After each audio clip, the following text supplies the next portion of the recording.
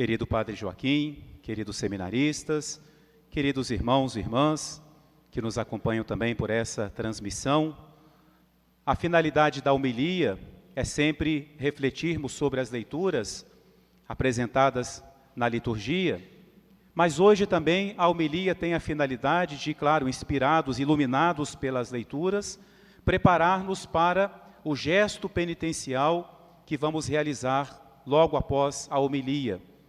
A imposição por parte dos ministros e a recepção por parte de todos nós das cinzas em nossa cabeça ou em nossa testa. O que é que significa esta cerimônia das cinzas, tão antiga na igreja e tão praticada em todos os lugares?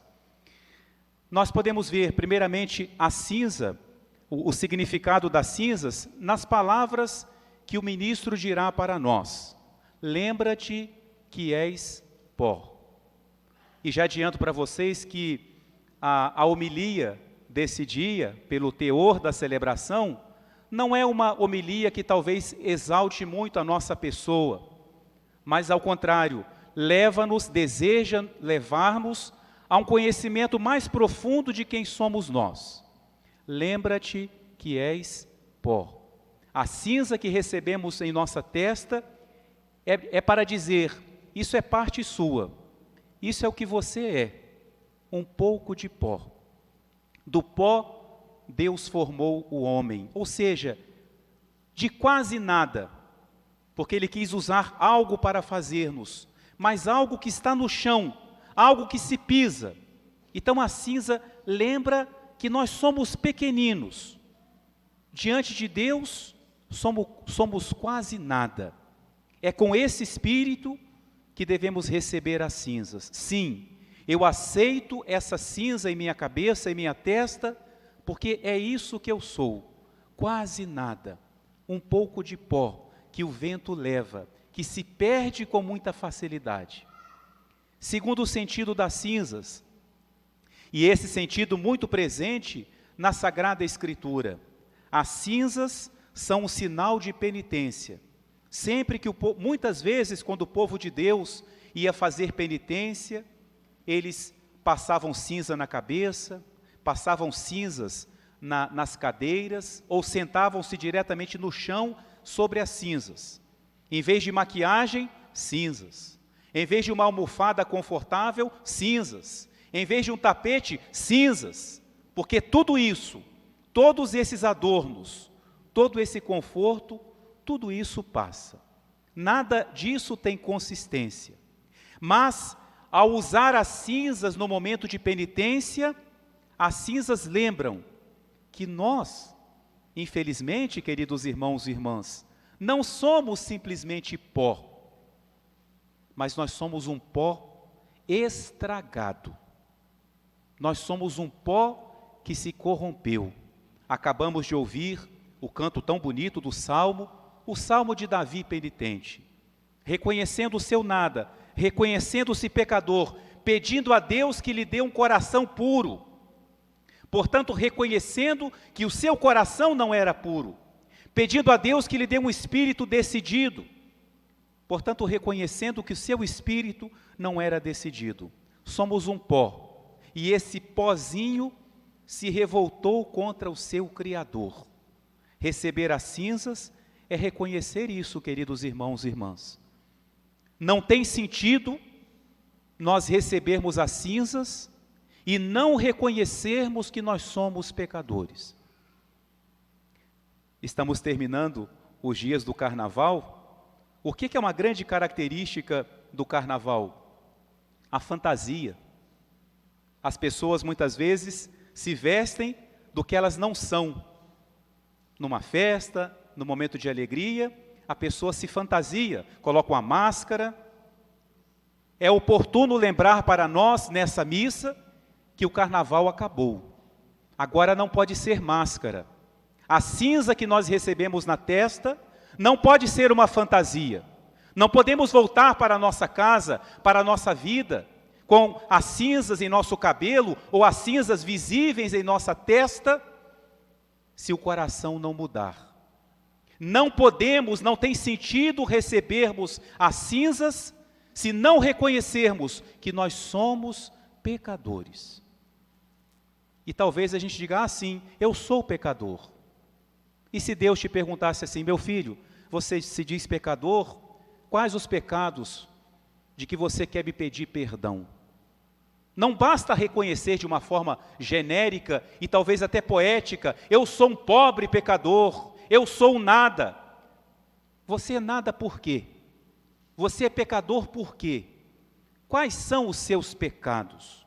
Recebamos as cinzas, queridos irmãos e irmãs, com essa consciência. Eu pequei, como ouvimos também no Salmo, foi contra vós, só contra vós, ó Senhor, que eu pequei. Em que você pecou? Receba as cinzas pensando nisso, em que nós pecamos. E estamos aqui porque nós queremos o perdão de Deus. Foi a primeira leitura. O profeta Joel dizendo para nós, não rasguem as vestes, aquele costume que o povo tinha, não é? Quando estavam indignados, quando estavam tristes, rasgavam o manto. Já tinha o lugar certinho de rasgar, depois era só costurar e rasgava de novo. Era um gesto, mas que muitas vezes não refletia uma vida. O profeta fala, rasgue o coração. O que significa rasgar o coração? Já imaginaram o que seria rasgar o coração? A dor que uma pessoa sentiria? É para dizer que nós temos que ter dor dos pecados. Eu tenho que receber as cinzas com esse sentimento. Eu me arrependo de ter pecado. E o sinal de que eu me arrependo é que eu não quero mais pecar. Eu não posso vir aqui receber as cinzas e no meu coração dizendo, a minha vida vai continuar do mesmo jeito. Os meus apegos continuam os mesmos. Os meus pecados vão continuar os mesmos. Eu não quero mudar, não quero sair da minha zona de conforto. Então, não venhamos receber as cinzas. Mas não, nós estamos aqui e que alegria ver a igreja cheia, que alegria saber que estamos aqui por causa disso. Não é duvidar da intenção de ninguém, mas é levar-nos a receber ainda com mais fé as cinzas. E por que eu me aproximo me reconhecendo pecador? Porque a palavra de Deus me disse, Deus é bom, Deus é compassivo, Ele é cheio de misericórdia. Isso que nos alegra, porque mesmo errando, mesmo pecando, Deus sempre nos perdoa. E Deus faz isso porque Ele quer dar-nos a vida eterna. Ele quer livrar-nos das piores consequências do pecado. E as piores consequências do pecado, queridos irmãos e irmãs, não são nessa vida, mas o perigo da outra vida. Ontem, o padre Rafael esteve aqui e ele contava que ele conheceu muito, e vocês também conheceram, o padre Abidon. E ele contou que durante todo o tempo que o padre Abidon esteve em Rio Claro, né, toda quarta-feira de cinzas, ele começava a homilia assim, alguém aqui na igreja já fez alguma coisa e terminou queimando a mão, sentindo de alguma forma o efeito de se queimar? Aí as pessoas, sim. E ele perguntava, doeu? As pessoas, sim, doeu. Padre Abidon, agora não é Padre Gaspar não, hein? Só estou citando. E ele falava assim, agora você imagina essa dor da queimadura em todo o seu corpo. Agora você imagina a dor dessa queimadura para toda a eternidade. E aí ele falava, convertei-vos e crede no Evangelho. Enquanto a gente pode fugir disso, enquanto nós podemos evitar, é hora do padre falar, mesmo que pense, o que esse padre está achando? Fazendo medo na gente? Não! Se tiver uma casa pegando fogo, você não vai chegar e falar, fica aí dentro. Não, você vai falar, fogo, foge! É o que muitas vezes nós precisamos dizer para nós mesmos, eu tenho que fugir dessa situação, eu tenho que mudar a minha vida. Quaresma é esse tempo de mudança, mas uma mudança boa, uma mudança de estarmos mais perto de Deus, que nós possamos receber assim as cinzas nesta cerimônia. E agora, de uma forma muito breve, o Evangelho, para não cansá-los, nós sabemos que a Quaresma é caracterizada por 3 atitudes. E por que nós vivemos essas 3 atitudes? Porque são as que Jesus fala hoje no Evangelho. Jesus fala: quando deres esmola, quando orares, quando jejuares.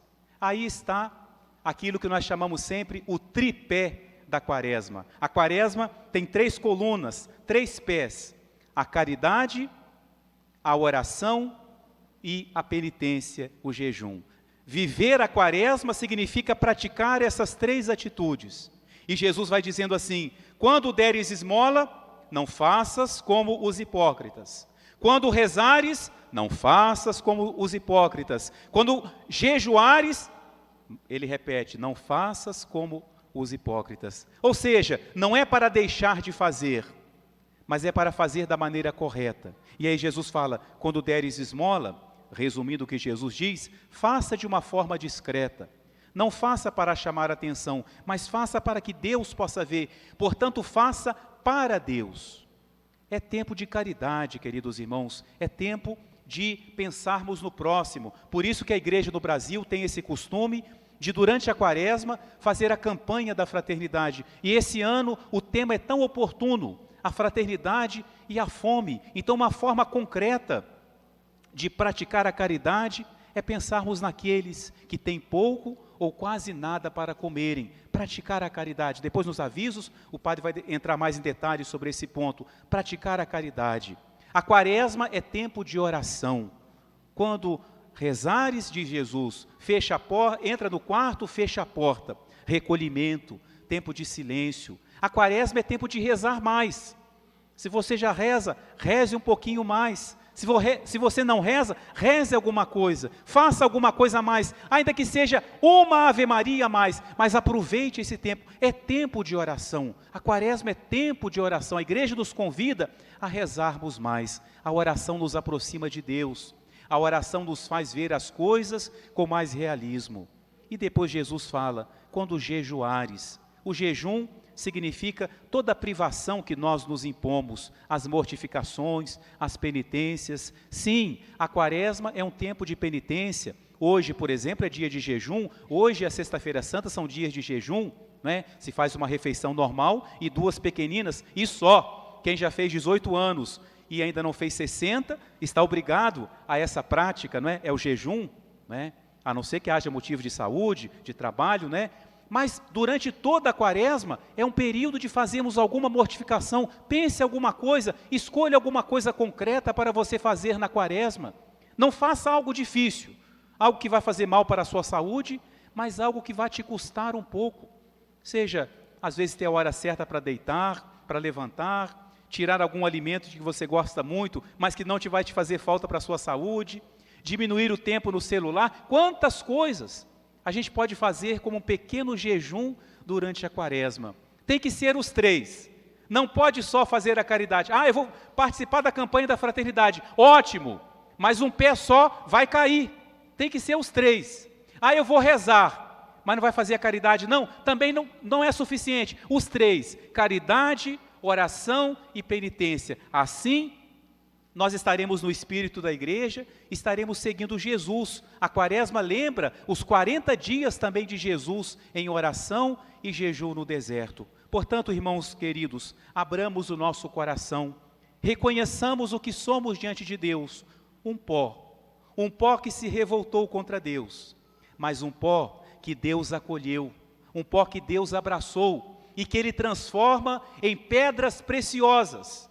Porque uma vez que Deus nos resgata e nos lava com o seu sangue, nós que por nós mesmos não éramos nada, nos tornamos participantes da sua própria divindade. Abramos o coração à graça de Deus, reconheçamos que somos pecadores, reconheçamos os pecados que cometemos e confiemos no perdão de Deus, porque Ele é bom, compassivo e cheio de misericórdia. Amém.